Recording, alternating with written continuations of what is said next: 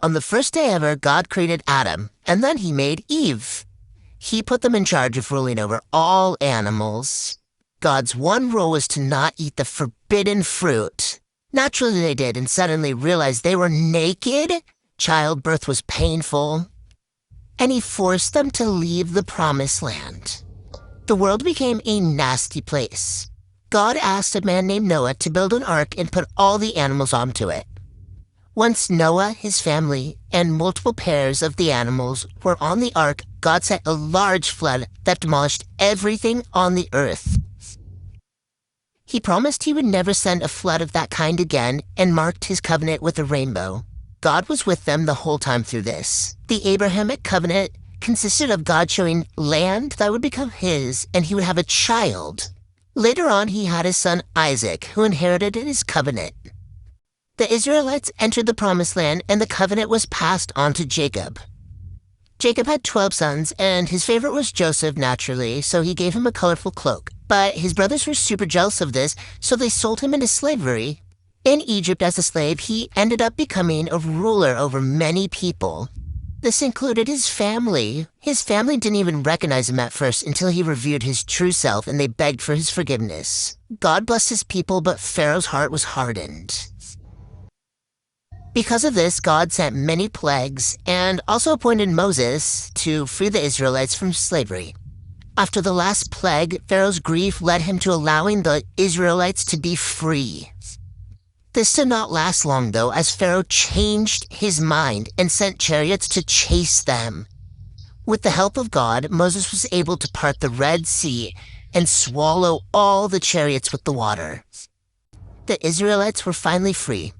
At the top of Mount Sinai, God gave Moses 10 commandments, while at the bottom of the mountain, the Israelites were worshiping false gods.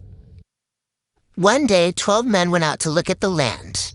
10 came back saying that there were massive, scary giants that could not be stopped. 2 came back and said, we shouldn't worry about these giants, God's got our side. Voting 10-2, they did not enter the promised land and wandered for 40 years. Joshua, who was part of the 2 men who were not afraid, led the Israelites into the promised land.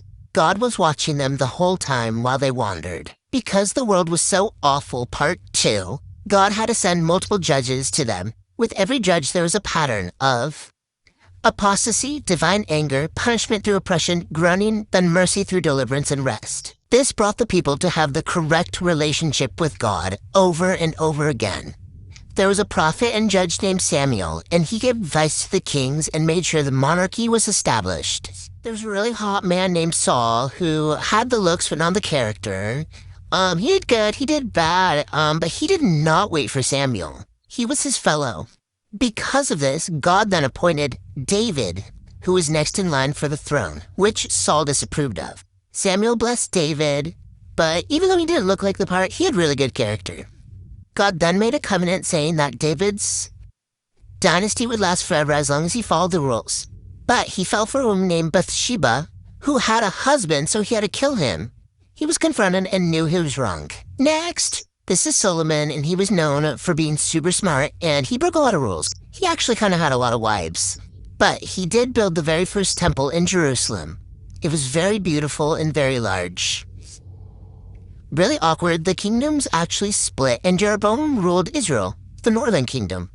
They had a lot of idols. While Rehoboam ruled Judah, the southern kingdom, they were under slavery. Habakkuk shared God's policy for handling nations, faith despite circumstances, and how God believers ought to trust God's plan involving nations even if it involved evil. Then, Israel's capital, Samaria, is destroyed, and Israel is exiled to Assyria. This, in fact, was not fun for the people.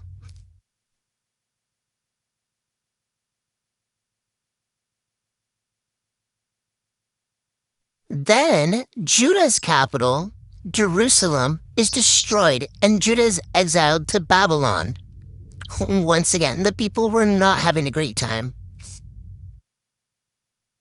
Get this, King Xerxes was a big party guy. He wanted to throw a banquet to show off his beautiful wife, but she said no, and he banished her. Awkward divorce. On the hunt for a new wife, he had many women come over, including Esther.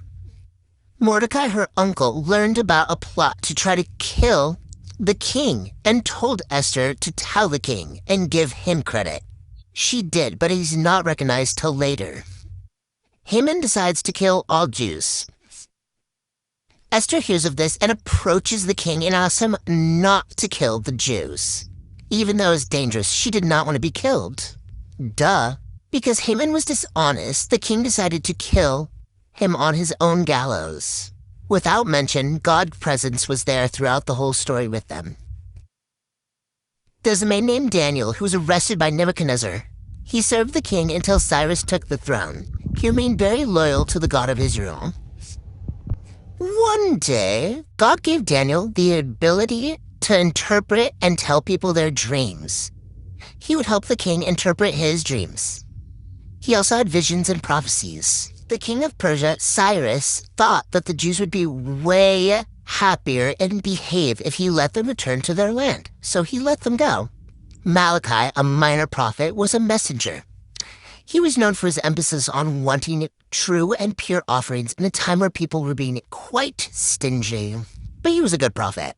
Now the people wait for Christ to return.